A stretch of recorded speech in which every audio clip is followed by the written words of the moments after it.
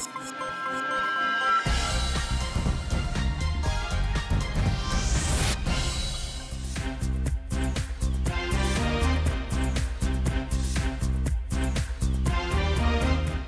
বিরতিহীন সংবাদ রাত ৯টায় বাংলাদেশে। আপনাদের সঙ্গে আছে সুমনা সিং এবং আমি গোলাম কিবরিয়া। জানাচ্ছি শিরোনামগুলো।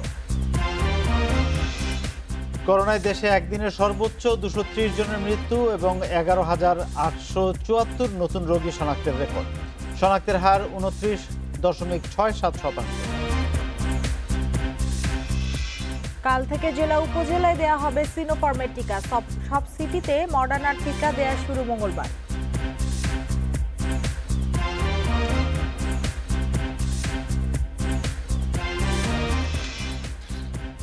হাশেম ফুড কারখানার অনুমোদন খতিয়ে দেখবে পুলিশ। অবহেলা থাকলে সরকারি প্রতিষ্ঠানের বিরুদ্ধেও আইনি ব্যবস্থা।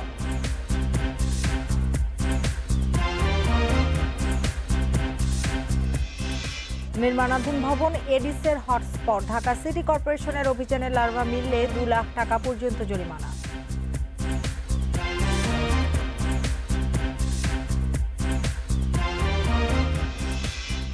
জিলহজের চাঁদ দেখা গেছে। ২১ জুলাই ঈদ। ইজারার শর্ত ভেঙে ঢাকার ধূপকলা মাঠে পশুর হাট, স্বাস্থ্যবিধি উপেক্ষা।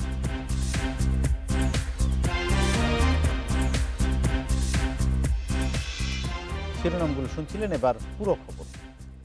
দেশে করোনায় একদিনে মৃত্যু এবং আক্রান্তের রেকর্ড হয়েছে। গত ২৪ ঘন্টায় মৃত্যু হয়েছে ২৩০ জনের, আর সর্বোচ্চ ৪০,০১৫ জনের নমুনা পরীক্ষায় সংক্রমণ শনাক্ত হয়েছে রেকর্ড ১১,৮৭৪ জনের। পরীক্ষা বিবেচনায় শনাক্তের হার ২৯.৬৭%।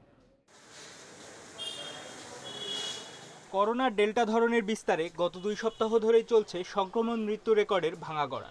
৯ জুলাই একদিনে সর্বোচ্চ ২১২ জনের মৃত্যু হয়েছিল। এর ২ দিনের মাথায় একদিনে রেকর্ড ২৩০ জনের মৃত্যু হয়েছে। এই ২৩০ জনের মধ্যে খুলনা বিভাগে সর্বোচ্চ ৬৬ আর ঢাকায় দ্বিতীয় সর্বোচ্চ ৫৬ জনের মৃত্যু হয়েছে। এছাড়া চট্টগ্রামে ৩৯, রাজশাহীতে ২৬, রংপুরে ২২, বরিশাল ও সিলেট বিভাগে মারা গেছেন ৮ জন করে। এতে দেশে মোট প্রাণহানি দাঁড়ালো ১৬,৪১৯ জন। সারা দেশে ৬১৩টি ল্যাবে ৪০,০১৫টি নমুনা পরীক্ষায় রেকর্ড ১১,৮৭৪ জনের করোনা শনাক্ত হয়েছে। পরীক্ষা বিবেচনায় শনাক্তের হার ২৯.৬৭। এ নিয়ে দেশে আক্রান্তের সংখ্যা দাঁড়ালো ১০,২১,১৮৯ জন। স্বাস্থ্য অধিদপ্তর বলছে, হাসপাতালগুলোতে রোগীর চাপ সামলাতে ঢাকার বাইরেও ফিল্ড হাসপাতাল করার প্রস্তুতি নেওয়া হচ্ছে। বর্তমানে হাসপাতালগুলোকে প্রায় টইটম্বুর হয়ে আসছে। সেজন্য পরবর্তী সময়ে আমরা ঢাকাতে অথবা বিভিন্ন ডিভিশনগুলোতে ফিল্ড হাসপাতাল করার জন্য কিন্তু সরকার চিন্তা ভাবনা করছেন। আপনারা হয়তো সময়ে এই অবস্থানগুলো আপনারা জানতে পারবেন। এছাড়া গত ২৪ ঘন্টায় আরও ৬,৩৬২ জন সুস্থ হয়েছেন।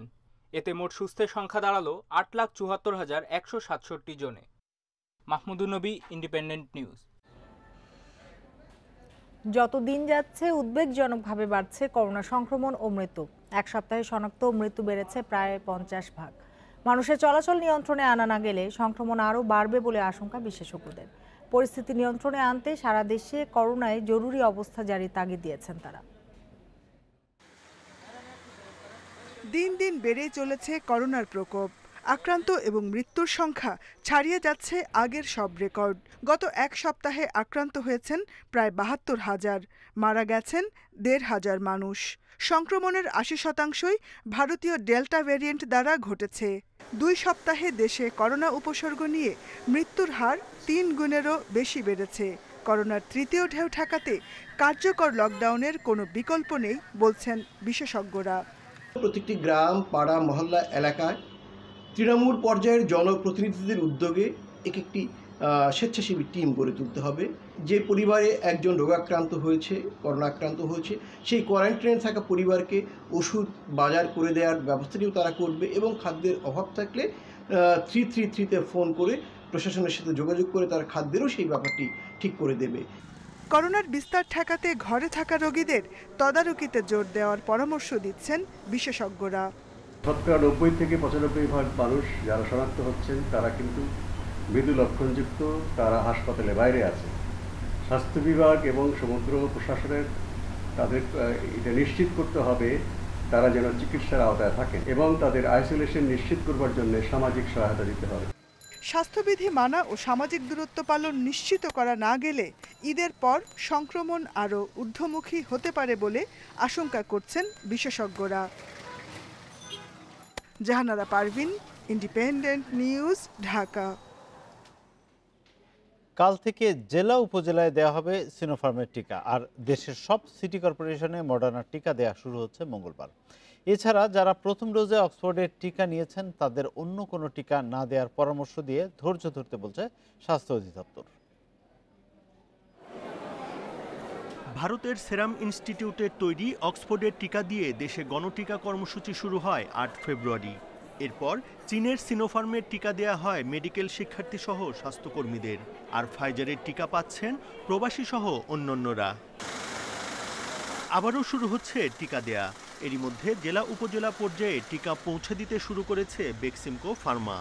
সিনোফার্মের টিকা দেয়া শুরু সোমবার থেকে, মডার্নার মঙ্গলবার। মেডিকেল কলেজ হাসপাতাল, জেলা হাসপাতাল অথবা সিটি কর্পোরেশনের অন্যান্য পুলিশ হাসপাতাল যদি থাকে সিটি কর্পোরেশনের এলাকায়, সেখানেও আমাদের এই মডার্নার টিকা চলবে। কাজেই প্রবাসী ভাইদের যে একটা আমাদের নির্দিষ্ট 7টি কেন্দ্রে টিকা নিতে হতো ফাইজারের জন্য, সেইটা থেকে আমরা এখন ব্যাপ্তিটা অনেক বাড়িয়ে দিতে পারছি। এতে আপনাদের যারা অনেক দূর দূরান্তে থাকেন, যেমন মনে করেন একজন রংপুর বা দিনাজপুরে আছেন, সেই প্রবাসী ভাইকে এতদিন ঢাকায় আসতে হচ্ছিল, সেটা আর আসতে হবে না। এছাড়া অক্সফোর্ডের প্রথম ডোজ পেয়ে দ্বিতীয় ডোজের জন্য অপেক্ষায় থাকা ব্যক্তিদের অন্য টিকা না নেয়ার পরামর্শ দিয়েছেন টিকা ব্যবস্থাপনা কোর কমিটির সদস্য সচিব। এখন পর্যন্ত এই 2 টিকা নেওয়ার ব্যাপারে কোনো নির্দেশনা আমাদের কাছে নাই। এই জন্য আমরা বলতে চাই যে আপনি যে টিকাটা পূর্বে নিয়েছেন, আপনি একটু কেন্দ্র গিয়ে সতর্ক হয়ে জেনে নিয়ে তারপরে ওই টিকাটা নেওয়ারই চেষ্টা করবেন।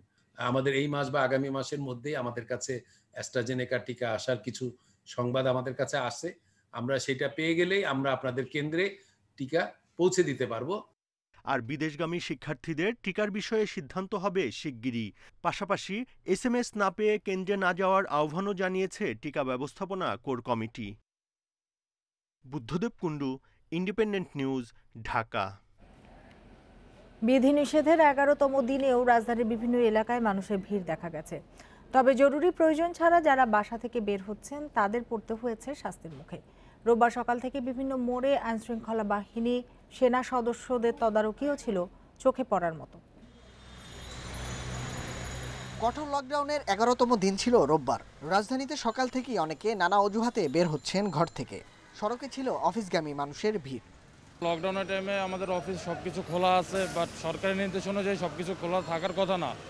এই পরিস্থিতিতে আমরা অফিসে যাচ্ছি, গাড়ি নেই।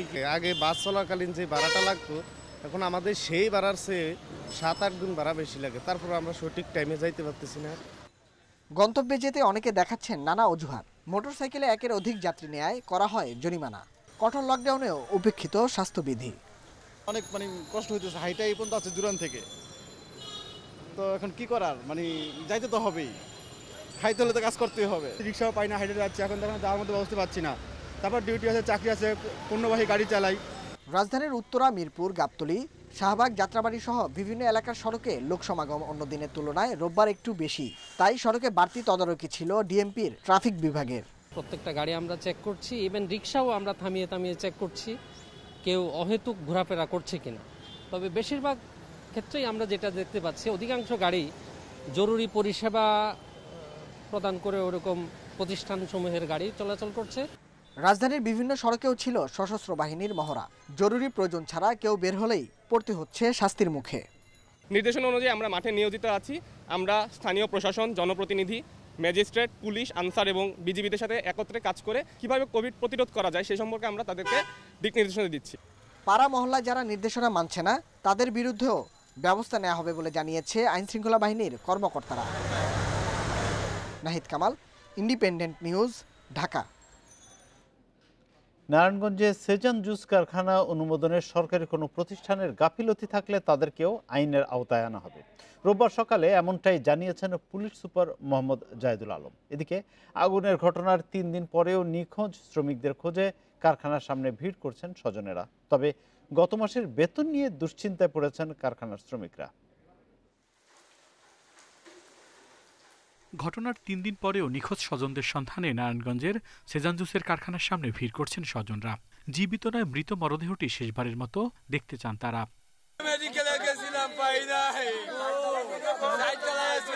তালা দুইটা যদি খোলা থাকতো অনেক মানুষ বাঁচতে পারতো, ছাদে যাইতে পারতো অনেক মানুষ। এই তালার কারণে মানুষটি বাঁচতে পারে না। চেহারা চুহারা কিছু চিনা জানা, ওনারা বলছে একটা ডিএনএ পরীক্ষা আছে, এটা করার পর যদি বাইরে তাহলে যে লাশ বাড়িতে 1 মাসের ভিতরে পৌঁছে দিই। এদিকে পুলিশ বলছে সেজান জুসের কারখানায় অনুমোদনে সরকারি কোনো সংস্থার গাফিলতি থাকলে তাদের বিরুদ্ধেও মামলা করা হবে। এখানে কার কি দায়িত্ব, কার কি গাফিলতি ছিল সেটা অবশ্যই বেরিয়ে আসবে। বেরিয়ে আসলে যদি কারো বিরুদ্ধে, যার বিরুদ্ধে যে ধরনের গাফিলতি আসবে, আমরা আমাদের তদন্তের মাধ্যমে তাকে সেইভাবেই সেখানে আমরা উপস্থাপন করব আদালতের কাছে। অন্যদিকে কারখানাটি বন্ধ থাকায় গত মাসের বেতন বোনাস নিয়ে তৈরি হয়েছে অনিশ্চয়তা। কারখানার ম্যানেজার জানালেন তার অসহায়ত্বের কথা। আমার বেতন দিবে মালিক, এর মাঝখানে তো মালিক আমাদের ঘোষণাও দিয়েছে আমরা ইনশাল্লাহ সে সামনে দিব। মালিক পক্ষই তো এখন বর্তমানে ইয়েছে, সেটা আমরা অনেক শঙ্কিত আছি আর কি। আমরা কি করব, আমরা সবাই এখন অনিশ্চয়তার ভিতরে পড়ে গেছি আর কি। শুধু বেতন বোনাস নয়, বেঁচে থাকা শ্রমিকরা চাচ্ছেন ঘটনার সুষ্ঠু তদন্ত। শুধু মামলার গ্রেপ্তার নয়, পাশাপাশি দোষীদের সর্বোচ্চ শাস্তির দাবি করেছেন বেঁচে ফেরা শ্রমিকরা। আল আমিন হোসেন, ইন্ডিপেন্ডেন্ট নিউজ। নারায়ণগঞ্জের হাশেম ফুড কারখানার সামনে এখনও ভিড় করছেন নিখোঁজদের স্বজনরা। ভবনের বিভিন্ন তলায় নিজেরাই খুঁজছেন স্বজনদের। তবে ভবনটিতে আর কোনো মরদেহ থাকার সম্ভাবনা নেই বলে জানিয়েছে ফায়ার সার্ভিস। সবচেয়ে বেশি মরদেহ পাওয়া ৪র্থ তলাটি তালাবদ্ধ ছিল কিনা তা নিয়ে তৈরি হয়েছে রহস্য।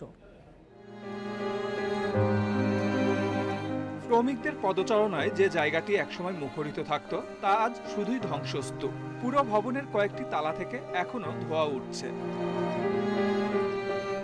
3 তলার ফিনিশিং সেক্টরে এখনো পড়ে আছে সেজান জুসের বোতল, পড়ে আছে টাকা ভর্তি মানিব্যাগ। তবে এর মালিক এখন না ফেরার দেশে। যাদের হাতের ছোঁয়ায় মোড়কবন্দি হতো বোতলগুলো, তাদের দেহাবশেষ পড়ে আছে যেখানে সেখানে। মানিব্যাগ পাইলাম, হারগুর পাইলাম, টাকা দেখেন। জানে যে 8টা বাজে ছুটি হয় মা তো 8টা বাজে বাইরে কোলে লয়। অনেক তো আজকে 3-4 দিন ধরে কেউ আর কোলে লো আর মানুষ নেই, খালি গেলেই জিগা আব্বা আম্মু হয় না, আম্মু হয় না। সাইকেলায় আসছিল, আমার মেয়ে কইছে পেশাব করতে, পেশাব করার কথা কইছে, কুদাম দিয়া বাইরে রাখি দিছে, বাইরে রাখি দিছে না, তালা বাইরে রাখিয়া দিছে। ভবনটির 4 তলা এটি। ললিপপ, চকলেট, নসিলা তৈরি হতো এই ফ্লোরটিতে। আর ঠিক এই জায়গাটি থেকেই সবচেয়ে বেশি মরদেহ উদ্ধার করেছে ফায়ার সার্ভিস। অভিযোগ আছে এই তলার গেটে তালা লাগিয়ে দেওয়ায় শ্রমিকেরা বের হতে পারেনি। সরজমিনে দেখা যায় এই তালা থেকে মাত্র 100 ফুট দূরেই একটি ভাঙা জানালা, সেখান থেকে মাত্র 10 ফিট নিচেই লাগোয়া 3 শেড ভবন, যা দিয়ে খুব সহজেই বের হতে পারত শ্রমিকেরা।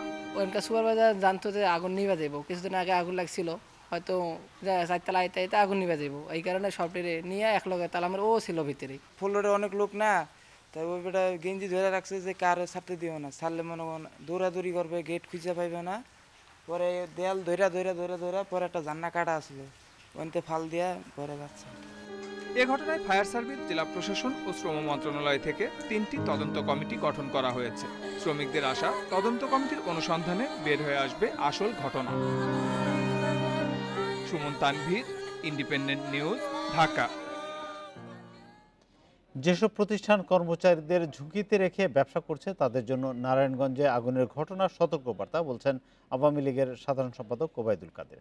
সকালে বঙ্গবন্ধু এভিনিউয়ে দলের ত্রাণ ও সমাজ কল্যাণ উপকমিটি আয়োজিত করোনা সুরক্ষা সামগ্রী বিতরণ অনুষ্ঠানে ভার্চুয়ালি যুক্ত হয়ে একথা বলেন তিনি।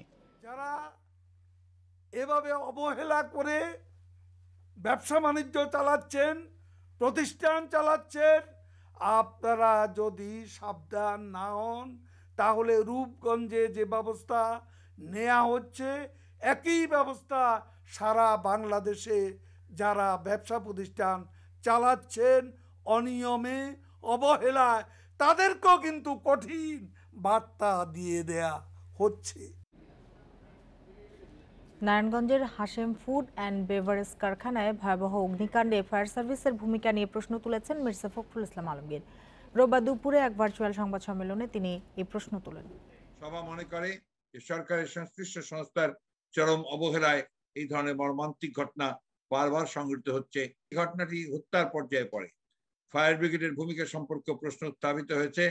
27 ঘন্টা যাবৎ অগ্নি নেভাতে না পারা গ্রহণযোগ্য হতে পারে না। রাজধানীতে এডিসের হটস্পট নির্মাণাধীন ভবন। বৃষ্টি শুরুর পর থেকে প্রায় 100% ভবনে মিলেছে এডিসের লার্ভা।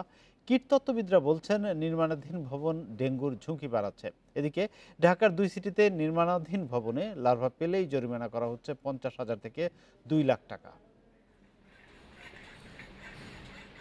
ঢাকা দক্ষিণের 15 নম্বর ওয়ার্ডের ধানমন্ডির একটি নির্মাণাধীন ভবন। লকডাউনের মধ্যেও থেমে নেই কাজ।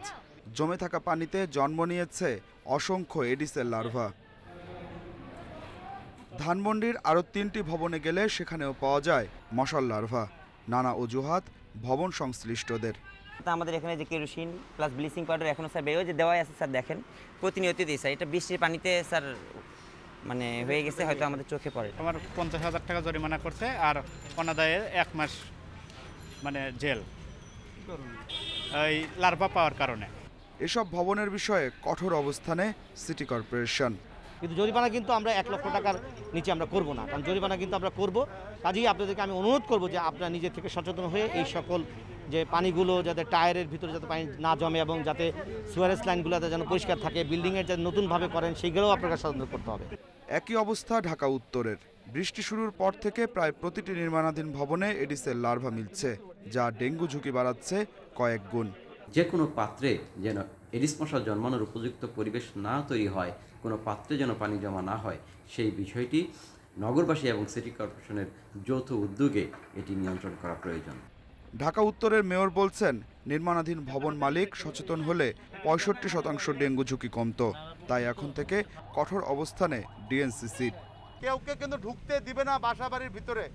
আমরা আপনাদের এখানে ঢুকলাম, আমরা দেখিয়ে দিলাম, কিন্তু দায়িত্বটা কিন্তু যার বাড়ি তাকে নিতে হবে, যার ডেভেলপার তাকে নিতে হবে, যে ফ্ল্যাটের মালিক তাকে নিতে হবে। তাহলে কিন্তু আমরা 65% আমরা কিন্তু কমে আসবে আমাদের ডেঙ্গুটা। এদিকে ডেঙ্গু পরিস্থিতি নিয়ন্ত্রণে রাখতে অভিযানে নেমেছে ঢাকার 2 সিটি কর্পোরেশন। লার্ভা পেলেই করা হচ্ছে জরিমানা। Adilur Rahman, independent news, Dhaka. দেশের আকাশে পবিত্র জিলহজ মাসের চাঁদ দেখা গেছে। আগামী 21 জুলাই পবিত্র ঈদ উল আজহা। রোববার সন্ধ্যায় জাতীয় মসজিদ বায়তুল মোকাররমে ইসলামিক ফাউন্ডেশনের সভাকক্ষে জাতীয় চাঁদ দেখা কমিটির সভায় এই সিদ্ধান্ত হয়। গতবারের মতো এবারও করোনা পরিস্থিতিতেও উদযাপন হবে কোরবানির ঈদ। পশুর হাটে কারণে এসব পশুর উপযুক্ত দাম মিলবে কিনা তা নিয়ে শঙ্কায় খামারিরা। হৃষ্টপুষ্ট এই ষাঁড়টি বেড়ে উঠেছে শেরপুর সদরের একটি খামারে। বৈশিষ্ট্যের সঙ্গে মিল রেখে মালিক শখ করে নাম রেখেছেন বীর বাহাদুর। এবার কোরবানির ঈদে বিক্রির জন্য দরদাম চলছে ষাঁড়টির। দাম হাঁকছেন 10 লাখ টাকা। শেরপুরের আরেক নজরকাড়া ষাঁড়ের নাম বস। লকডাউনের কারণে ব্রাহ্মা জাতের গরুটির দাম পাওয়া নিয়ে শঙ্কায় খামারি। ও করোনার লাইগা মনে হয় না এরকম বেচতে পারবো, তো আশা করতেছি যে 7 লক্ষ টাকার মতো হবে। কোরবানির ঈদ সামনে রেখে শেরপুরে এবার পশুপালন করছেন 13,000 খামারি। আগের বছরের ক্ষতি কাটিয়ে ওঠার আশা থাকলেও লকডাউনের কারণে শঙ্কা কাটছে না তাদের। অনেকেই আছে যারা 1-2টা গরু পালন করে বছর শেষে একটা ভালো একটা কিছু আশা করে, তো তারা অনলাইন কিভাবে বুঝবে? গত ঈদে আমি গরুর যে পেলে বিক্রি করছি, এই গরুটাতে আমি কাঙ্ক্ষিত মূল্য পাইনি। এখনো পশুর হাট না বসলেও অনলাইনে বিক্রির ব্যবস্থা করার আশ্বাস জেলা প্রাণী সম্পদ কর্মকর্তার। অনলাইন কুরবানির পশুর হাট শেরপুর জেলা এরকম একটা ফেসবুক পেজ আছে। এখানে তারা ইচ্ছা করলে যে কোনো তাদের যে গবাদি পশুগুলো আছে সেই গবাদি পশুর ছবি অথবা তাদের ভিডিও এবং পশুর সম্পূর্ণ বিবরণ, ওজন, আনুমানিক মূল্য এবং খামারের নাম, ঠিকানা, মোবাইল নম্বর সহ তারা এই ফেসবুক পেজে আপলোড করতে পারে। কিশোরগঞ্জের এই ষাঁড়টির নাম নবাব। 8.5 ফুট দৈর্ঘ্য আর 5 ফুট 3 ইঞ্চি উচ্চতার ষাঁড়টির দাম হাঁকা হচ্ছে 20 লাখ টাকা। আমাদের এই এলাকার মধ্যে সবচেয়ে বড় গরু, অনেক সুন্দর দেখতে, তাই আমরা সবাই দেখতে আসলাম। বিভিন্ন জায়গা থেকে তারা দেখতে আসতেছে, তার খাওয়া দাওয়ার স্টাইল নবাবের মতো। কিশোরগঞ্জে এবার কোরবানির জন্য প্রস্তুত করা হয়েছে 81,337টি গরু। Shamima Rahman, independent news. দক্ষিণ ঢাকার ধূপখোলা মাঠে শর্ত ভেঙে কোরবানির পশুর হাট বসিয়েছেন ইজারাদার। করোনার উচ্চ ঝুঁকিতে থাকা সীমান্ত জেলা থেকে এসেছেন ব্যবসায়ীরা, আছে ক্রেতার সমাগমও, তবে নেই স্বাস্থ্যবিধির বালাই। এদিকে এসব নিয়ে কিছুই জানে না ঢাকা দক্ষিণ সিটি কর্পোরেশন। ঝিনাইদহ থেকে 14টি গরু নিয়ে ধূপখোলা হাটে এসেছেন মানোয়ার। লকডাউনে রাস্তা ফাঁকা, তাই আগেভাগেই এসেছেন রাজধানীতে। নিয়ম ভেঙে তার জন্য হাটে জায়গা করে দিয়েছেন ইজারাদার। আগে আসি, পথে খুব জাম হচ্ছে, তাড়াতাড়ি আসি, বড় গরু তো আর কি শুয়ে বলি জাম হলে দেখা স্টক করে। মানোয়ারের মতো কয়েকশো ব্যবসায়ী এখন ধূপখোলা হাটে এসেছেন। ক্রেতা, চলছে দরদামও।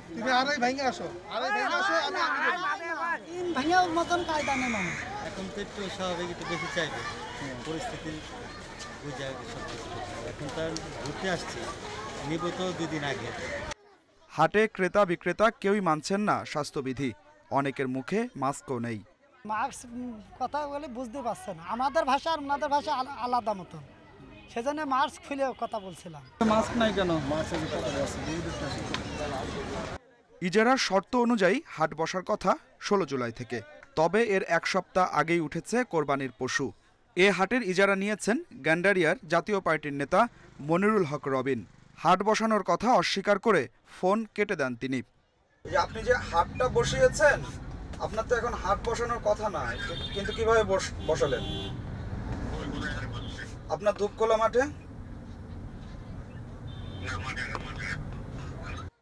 এদিকে ধূপখোলা মাঠে আগে হাট বসানোর কথা জানেন না দক্ষিণ সিটির প্রধান নির্বাহী কর্মকর্তা। বলছেন শর্ত ভাঙায় ইজারাদারের বিরুদ্ধে ব্যবস্থা নেওয়া হবে। এবং হাটগুলোতে আমাদের যে সরকারি যে গাইডলাইনগুলো মেনে চলছে কিনা সবগুলো বিষয়ে আমরা মোবাইল কোর্টের মাধ্যমে আমরা এগুলো পর্যবেক্ষণ করব এবং প্রয়োজনীয় আইনানুগ ব্যবস্থা নিব। কোরবানির পশুর হাটে স্বাস্থ্যবিধি নিশ্চিতে মাঠে থাকার কথা সিটি কর্পোরেশনের কর্মকর্তাদের, তবে ধূপখোলার হাটে এখনও তাদের দেখা যায়নি। আর হাটের পাশেই অফিস থাকলেও এ বিষয়ে পদক্ষেপ নেননি 45 নম্বর ward councillor. Adilur Rahman, independent news, Dhaka. আর এবারে খেলার খবর। শুরুতেই জানাচ্ছি শিরোনামগুলো। হারারেতে রেকর্ড গড়ে জিতল বাংলাদেশ, শেষ দিনে তাসকিন মিরাজে বিধ্বস্ত। ইউরোতে রাতে ইংল্যান্ড ইতালির ফাইনাল, ব্রাজিলকে হারিয়ে কোপার চ্যাম্পিয়ন আর্জেন্টিনা, আকাশী নীলে মেসির প্রথম ট্রফি।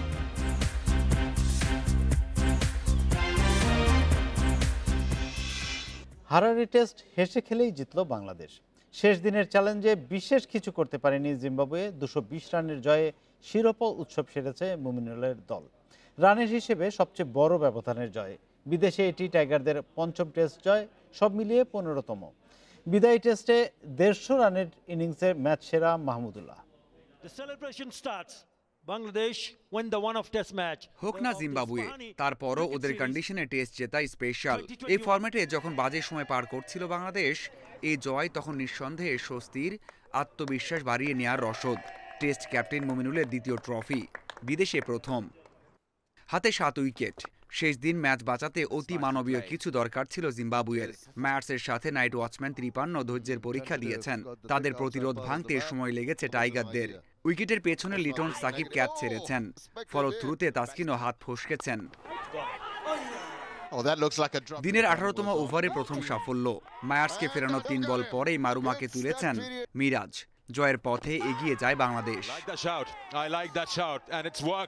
এরপর শুরু তাসকিন শো।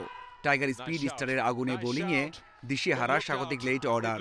এরপর 2 ওভারে কাইয়া চাকাভার বিদায়ে হারের ক্ষণ গুনতে শুরু করে জিম্বাবুয়ে। লাঞ্চের আগে আরও একটা উইকেট পড়তে পারত। স্ট্যাম্প উড়িয়ে তাসকিনের উদযাপন বৃথা গেছে। নো বলের কারণে বেঁচে যান নিওয়াচি।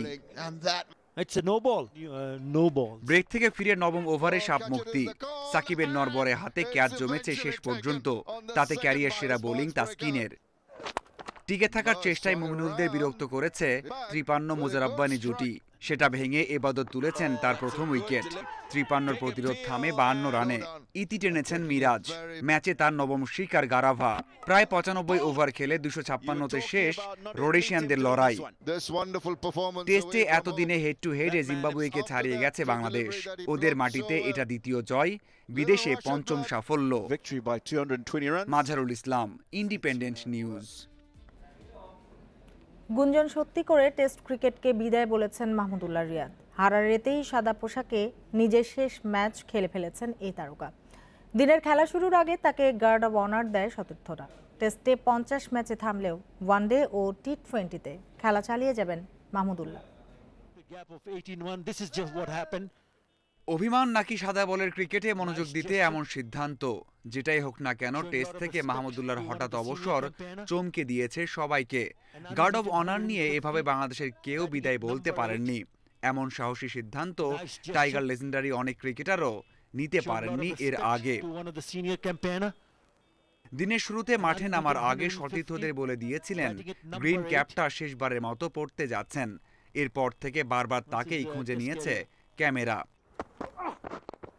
টেস্ট ক্রিকেটের পরিকল্পনা থেকে বাদ পড়েছিলেন মাহমুদুল্লাহ।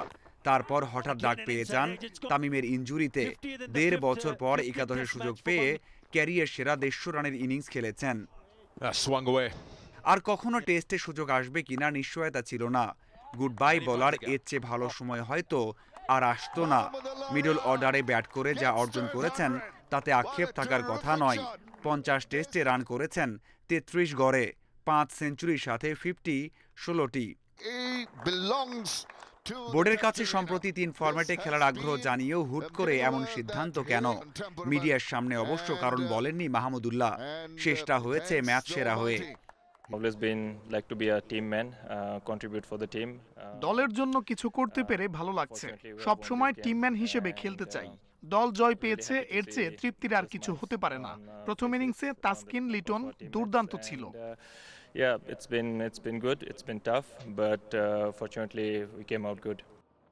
সামনে টানা 2 টি20 বিশ্বকাপ। অধিনায়ক মাহমুদুল্লাহর কাঁধে গুরু দায়িত্ব। 35 বছর বয়সে এসে টেস্টের ধকল কমিয়ে টি20 আর ওয়ানডেতে সেরাটা দিতে পারলে লাভবান হবে টাইগার ক্রিকেট। মাঝারুল ইসলাম, ইন্ডিপেন্ডেন্ট নিউজ। ওয়েম্বলি স্টেডিয়ামে রাতে বিগ ম্যাচ। ইউরো চ্যাম্পিয়নশিপের ফাইনালে ইতালির মুখোমুখি ইংল্যান্ড। 55 বছর অপেক্ষায় থাকা ইংলিশদের লক্ষ্য প্রথম ট্রফি জয়। গ্যালারির সমর্থন সাহসী করেছে কেইন স্টার্লিংদের। বিপরীতে ধারাবাহিকতা রেখে সাফল্য চাইছে মানচিনির ইতালি। ম্যাচ শুরু বাংলাদেশ সময় রাত 1টায়।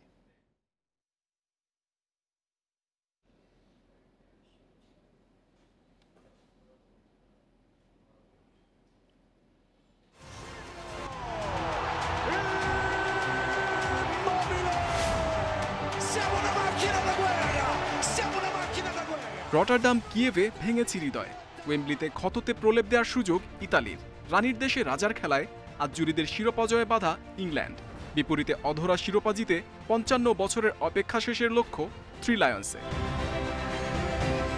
ইতালির চিরচেনা রীতিতে বদল এনেছেন মানচিনি। ইনসিনে ইমোবিলে কিয়েসাদের দিয়েছেন সাফল্যের মন্ত্র।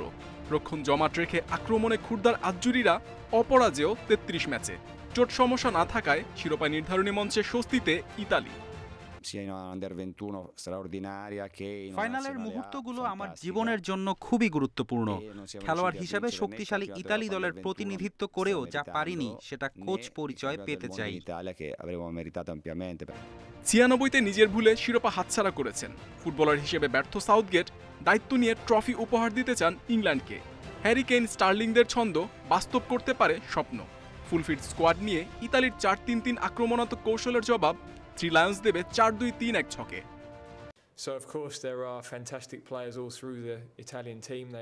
ইতালি দলে দারুণ সব খেলোয়াড়ের ছড়াছড়ি। তাদের ট্যাকটিক্যাল প্ল্যানও খুব ভালো। ফাইনালে তাই কঠিন পরীক্ষা দিতে হবে আমাদের। শিরোপা লড়াইয়ে স্পটলাইটে ইমোবিলে ও হ্যারি কেইন। 2 গোল 2 অ্যাসিস্টে ইতালিকে তুলেছেন ফাইনালে। অন্যদিকে 3 লায়ন্সের ত্রাতা হ্যারি কেইন 4 গোল করে টিকে আছেন গোল্ডেন বুটের রেসে।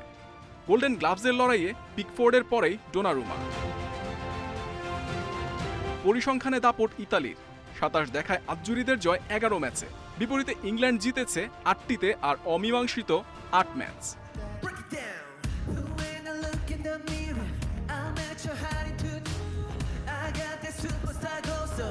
মেগা ফাইনালের আগে পারফর্ম করবে হালের জনপ্রিয় ব্যান্ড বিটিএস।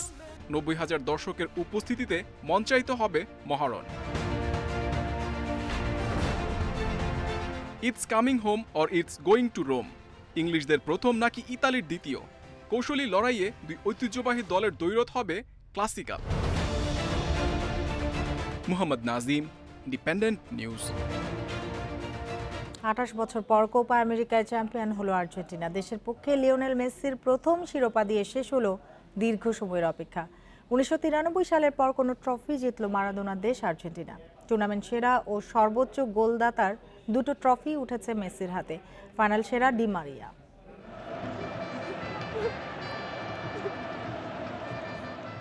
মাঠের এক প্রান্তে লিওনেল মেসিকে নিয়ে উল্লাস, আর অন্য প্রান্তে নেইমারের হতাশা। দুই তারকার চোখেই পানি, একজনের আনন্দ অশ্রু, অন্যজনের আক্ষেপের কষ্ট। শেষ হলো আর্জেন্টিনার 28 বছরের অপেক্ষার, আর দেশের হয়ে মেসির প্রথম ট্রফি জয়ী হয়ে থাকলো কোপা আমেরিকার এবারের হাইলাইটস। করোনা তার ভয়ঙ্করতম চেহারা দেখিয়েছে ব্রাজিলে, সে কারণেই ফাইনালের শুরু নীরবতায়। এই শব্দহীন সময়টুকু যেন মারাকানার ফাঁকা গ্যালারির প্রতীকী রূপ। খেলার শুরুতে সেলেসাওরা একটু আপার হ্যান্ডে, যদিও প্রথম 10-15 মিনিটের সেই নিয়ন্ত্রণে তৈরি হয়নি গোল করার মতো কোনো সুযোগ। উল্টো বাড়তি চাপ থেকেই দু দলের খেলায় এলোমেলো ছাপ।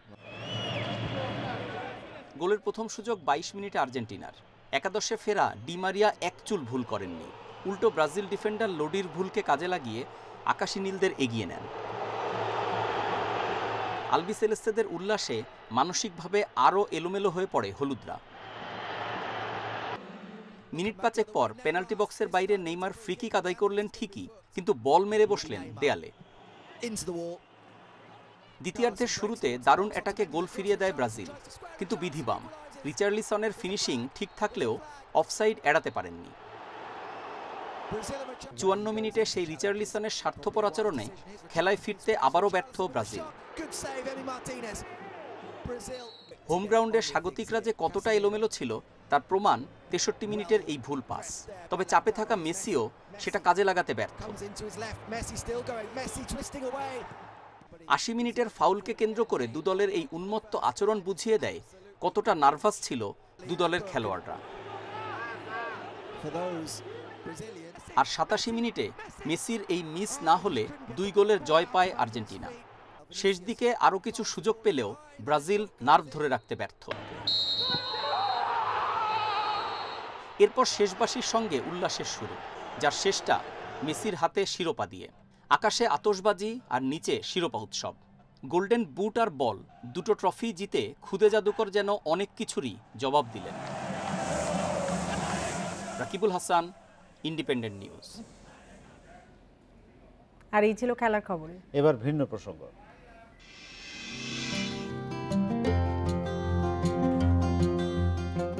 বিশ্বজুড়ে জনপ্রিয় আমেরিকান রাজ্যে রঙিন এই আম বেশ সুস্বাদু, দেখতেও আকর্ষণীয়।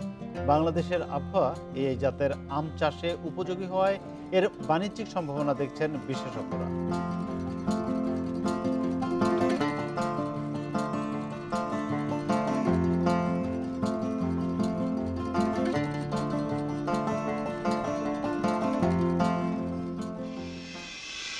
আর এ নিয়ে প্রতিবেদনটি থাকছে সংবাদের শেষ অংশে। যাচ্ছি পরের প্রসঙ্গে। শিল্প খাতে নিরাপদ কর্মপরিবেশ নিশ্চিতে দায়িত্বপ্রাপ্ত প্রতিষ্ঠানগুলোর ভূমিকা নিয়ে পাল্টাপাল্টি অভিযোগ শিল্প কারখানার মালিক এবং ট্রেড ইউনিয়ন নেতাদের। তাদের দাবি, নিজেদের স্বার্থে প্রতিষ্ঠানগুলোকে ব্যবহার করা হচ্ছে। সিপিডি আয়োজিত তৈরি পোশাক খাত নিয়ে এক অনলাইন অনুষ্ঠানে সংস্থাটি জানায়, পোশাক কারখানাগুলোর প্রায় 22% এখনও পরিদর্শনের বাইরে রয়ে গেছে। রানা প্লাজা ধসের পর তৈরি পোশাক খাতে নিরাপত্তা নিশ্চিতে 2013 সাল থেকে 2018 সাল পর্যন্ত তৈরি পোশাক শিল্পের কর্মপরিবেশ উন্নয়নে অ্যাকর্ড ও অ্যালায়েন্স গঠন করা হয়। ফলে ধীরে ধীরে পোশাক শিল্পের নেতিবাচক ভাবমূর্তি দূর হয়। কিন্তু প্রশ্ন তৈরি হয় অ্যাকর্ড ও অ্যালায়েন্স পরবর্তী অবস্থা নিয়ে। রোববার এক অনলাইন আলোচনার আয়োজন করে গবেষণা প্রতিষ্ঠান সিপিডি। সংস্থাটির তথ্য বলছে, অ্যাকর্ড ও অ্যালায়েন্সের কার্যক্রম শেষে 2018 থেকে 2021 সালের এপ্রিল পর্যন্ত সময়ে তৈরি পোশাক খাতে দুর্ঘটনা বেড়েছে।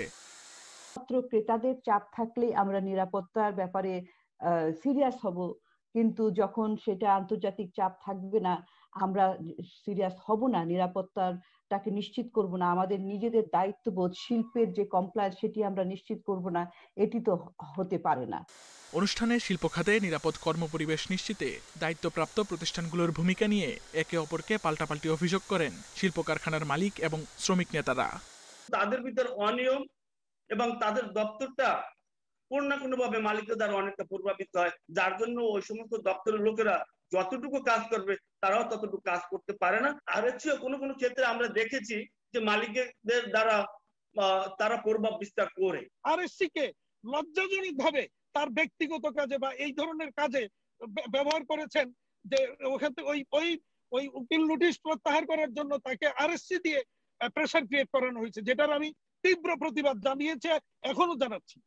এ সময় বিভিন্ন শিল্প প্রতিষ্ঠানের দুর্ঘটনা নিয়ে কারখানা পরিদর্শন অধিদপ্তরের মহাপরিদর্শক বলেন, করোনার সময়ে বিশেষ অভিযান চললেও নিয়মিত অভিযান কমে গেছে। এ সময় প্রতিষ্ঠানটির নানা সীমাবদ্ধতার কথাও জানান তিনি। কোভিডকালীন স্পেশাল ইন্সপেকশনটা চলছে, রেগুলার ইন্সপেকশনটা কম হচ্ছে স্যার, ইট ইজ ট্রু, কারণ ওটাকে আমরা একটু প্রাধান্য বেশি দিয়েছি। আলোচনায় তৈরি পোশাক খাতের পাশাপাশি অন্যান্য শিল্প কারখানার নিরাপত্তা নিশ্চিতের উপর জোর দেয় CPD. Shamim Ahmed, independent news, Dhaka. করোনার লকডাউনে পুরো দমে বন্ধ রয়েছে অভ্যন্তরীণ ফ্লাইট। নানা শর্তে সীমিত পরিসরে আন্তর্জাতিক ফ্লাইট চালু থাকলেও যাত্রীর সংখ্যা একেবারেই কম। এই অবস্থায় ব্যবসা না থাকায় টিকে থাকাই চ্যালেঞ্জ বলে মনে করছে এয়ারলাইন্স কোম্পানিগুলো। এভিয়েশন বিশেষজ্ঞরা বলছেন, এই মুহূর্তে এয়ারলাইন্স কোম্পানিগুলো টিকিয়ে রাখতে পরিচালনা ব্যয় কমাতে হবে। 1 জুলাই থেকে সারা দেশে কঠোর লকডাউন শুরু হলে পুরো দমে বন্ধ হয়ে যায় অভ্যন্তরীণ রুটের ফ্লাইট। তবে শর্ত সাপেক্ষে আন্তর্জাতিক রুটের ফ্লাইট পরিচালনা করা হলেও যাত্রী সংখ্যা নেমে এসেছে অর্ধেকেরও কমে। এ অবস্থায় বিমান পরিচালনা ব্যয় মেটাতে হিমশিম খাচ্ছে এয়ারলাইন্স কোম্পানিগুলো। এছাড়াও জেট ফুয়েলের দাম বৃদ্ধি, সারচার্জ না কমানোয় ব্যবসা টিকে রাখা কঠিন হবে বলে মনে করছেন ব্যবসায়ীরা। সেকেন্ড ওয়েভ আমাদেরকে আসলে একটা টোটাল একটা আনসার্টেনিটির মধ্যে ফেলে দিয়েছে। এগুলোকে আসলে রিডিউস, এটা মওকুফ করা না হলে আসলে ইন্ডাস্ট্রিতে আমরা টিকে থাকতে পারবো না। অফিস মেইনটেনেন্সের যে কস্টগুলো আছে সেটা চালানোর জন্য হলো আমাদের যে মিনিমাম ইনকাম লাগে তার তো কিছুই আসছে না। সেই হিসেবে আমরা বড় ধরনের রাজস্ব ঘাটতির ভিতরে পড়ে গেছি। এখন সরকারি সিদ্ধান্তের অপেক্ষা, যদি 1 সপ্তাহ থেকে 2 সপ্তাহ হলো 14 তারিখের পর থেকে যদি অনুমতি দেয় সরকার। এভিয়েশন বিশেষজ্ঞরা বলছেন, এই মুহূর্তে ফ্লাইট পরিচালনা না করলেও প্রতিদিন খরচ গুনতে হচ্ছে এয়ারলাইন্সগুলোকে। তাই এয়ারলাইন্স ব্যবসা টিকিয়ে রাখতে খরচ সমন্বয় করা জরুরি বলেও মনে করেন তিনি। দেশীয় এয়ারলাইন্সগুলো বর্তমান যে অবস্থান, তাতে তাদেরকে তারা যে আইসিইউতে ঢুকে গেছে এটাই বলা যেতে পারে। বাংলাদেশ বিমানের অসুবিধা হবে না, কারণ গভর্নমেন্ট সাপোর্ট করবেন। কিন্তু বাইরের যে এয়ারলাইন্স দুটো আছে তারা কীভাবে সার্ভাইভ করবে সেটা কিন্তু একটা বিরাট প্রশ্নের মুখোমুখি। এয়ারলাইন্সগুলো বলছে, শুধুমাত্র অভ্যন্তরীণ ফ্লাইট পরিচালনা করতে না পারায় প্রতিদিন কোটি টাকার লোকসান গুনতে হয় তাদের। তাই এই অবস্থা দীর্ঘস্থায়ী হলে ফ্লাইট অপারেট করা কঠিন হয়ে পড়তে পারে। Sohel Rana, independent news, Dhaka. সর্বোচ্চ 6 মাসের মধ্যে বিচার শেষ করার কথা, কিন্তু অর্থ পাচারের মামলাগুলো ঝুলে আছে বছরের পর বছর, যে কারণে পাচার হওয়া হাজার হাজার কোটি টাকা ফেরত আনা যাচ্ছে না। এই পরিস্থিতিতে অর্থ পাচার রোধ করার তাগিদ বিশেষজ্ঞদের। বলছেন, সেজন্য প্রয়োজন রাজনৈতিক সদিচ্ছা আর সুশাসন প্রতিষ্ঠা। 2012 সালে সোনালী ব্যাংকের হোটেল রূপসী বাংলা শাখা থেকে প্রায় 3700 কোটি টাকা লোপাট করে হলমার্ক গ্রুপ। প্রতারণা, জালিয়াতি, অর্থের অপব্যবহার, অর্থ পাচার সহ বিভিন্ন অভিযোগে রমনা থানায় মামলা করে দুদক। পরের বছর 12টি মামলায় বিচার শুরু হয়। 9 বছরে শুধু ব্যাংক কর্মকর্তাদের একটি মামলার বিচার শেষ হয়েছে। বাকি মামলাগুলোতে শেষ হয়নি সাক্ষ্য গ্রহণ। একই অবস্থা আলোচিত ডেস্টিনির মামলাতেও। দুদকের আইনজীবী বলছেন, আইনি প্রক্রিয়া চালিয়ে যাচ্ছে দুদক, বাকি দায়িত্ব আদালতের। দুদক আদালতে অভিযোগপত্র দাখিল করা হয় তখন দুদকের এটা করার কিছু থাকে না। দুদক শুধু তার সাক্ষ্য প্রমাণ আদালতে হাজির করে, পুরোটি আদালতের এখতিয়ারে চলে যাচ্ছে। আদালতের এখতিয়ারে যাওয়া মানে কি, আদালত যেভাবে তারিখ নির্ধারণ করবে সেভাবে আমি যাব, সেভাবে আমাকে দিতে হবে। তবে অতিরিক্ত অ্যাটর্নি জেনারেল মেহেদী হাসান চৌধুরী বলছেন, উচ্চ আদালতের স্থগিতাদেশ তদন্ত কর্মকর্তাদের দক্ষতার অভাবেও বিচারিক প্রক্রিয়া বিলম্বিত হয়।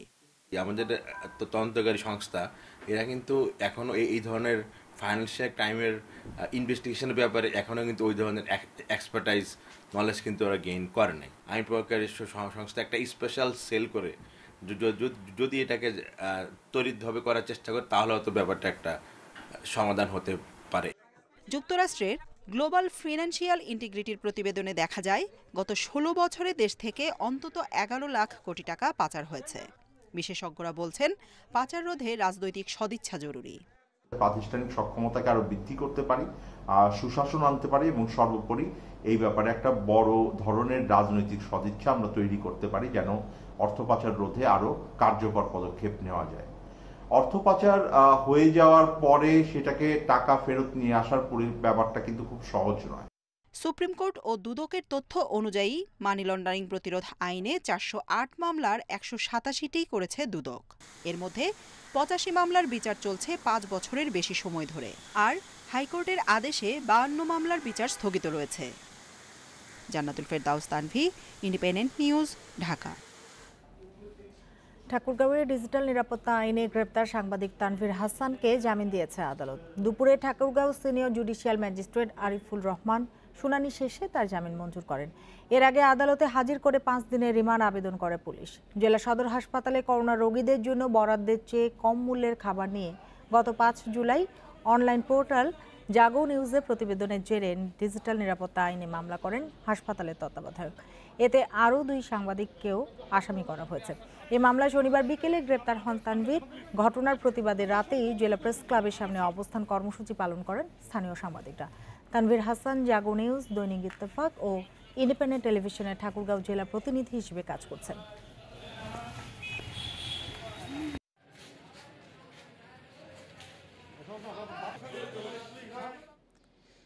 দেশে আমের রাজ্যে যুক্ত হচ্ছে নতুন জাত আমেরিকান পালমার। চাঁপাইনবাবগঞ্জ হর্টিকালচার সেন্টারে কয়েকটি গাছে এবার ফলন হয়েছে বেশ ভালো। রঙিন এই আম বেশ সুস্বাদু। দেশের আবহাওয়া এই আম চাষে উপযোগী হয়, রয়েছে রপ্তানির সম্ভাবনা। চাঁপাইনবাবগঞ্জ হর্টিকালচার সেন্টারে অবহেলায় বড় হয়েছে বিদেশি জাতের 4টি আম গাছ। চলতি মৌসুমের শুরুতে গাছগুলোকে নতুন করে পরিচর্যা করা হয়। ফল এলে আম গবেষণা কেন্দ্র ও কৃষি বিভাগের সমন্বয়ে গঠিত দল নিশ্চিত হয় জাতটি আমেরিকান পালমার। গবেষকরা বলছেন, এই জাতের আম যুক্তরাষ্ট্র, যুক্তরাজ্য সহ বিভিন্ন দেশে বেশ জনপ্রিয়। রঙিন হওয়ায় দেখতেও বেশ আকর্ষণীয়। বাংলাদেশের আবহাওয়া এই জাতের আম চাষে উপযোগী হওয়ায় রয়েছে বাণিজ্যিক সম্ভাবনা। ভালো করে যদি আমরা যত্ন নিতে পারি তাহলে এই ধরনের রোগ এবং পোকার আক্রমণ কমানো সম্ভব এবং উন্নত মানের করে আমরা এই পালমার জাতের আমটি আমরা উৎপাদন করতে সক্ষম হব। যে আমের মিষ্টতা 15 থেকে 20-এর মধ্যে হলে সে আমটা বেশ ভালো। আর যেহেতু এটা খুব সুন্দর একটা অ্যাট্রাকটিভ কালার, রং, কাজে এটা মানে বিদেশে রপ্তানির একটা ভালো একটা সুযোগ আছে। জাতটি সম্প্রসারণের উদ্যোগ নেওয়া হয়েছে বলে জানিয়েছেন হর্টিকালচার সেন্টারের কর্মকর্তারা। আমরা এখান থেকে অন্তত হাজার হাজার গাছের চারা তৈরি করব। আগামী বছরে বিভিন্ন জায়গায় আমাদের দেশের বিভিন্ন কর্নারে যাবে এবং আমাদের বেশ কিছু জায়গা ফাঁকা আছে, সেখানে আমরা বাগান তৈরি করব। আমেরিকান পালমার জাতের আমের খাওয়ার যোগ্য অংশ 80 ভাগের বেশি, আকার হয়ে থাকে 300 থেকে 350 গ্রাম পর্যন্ত। Independent news desk. আর এই ছিল বিরতিহীন সংবাদ রাত 9টায় বাংলাদেশে।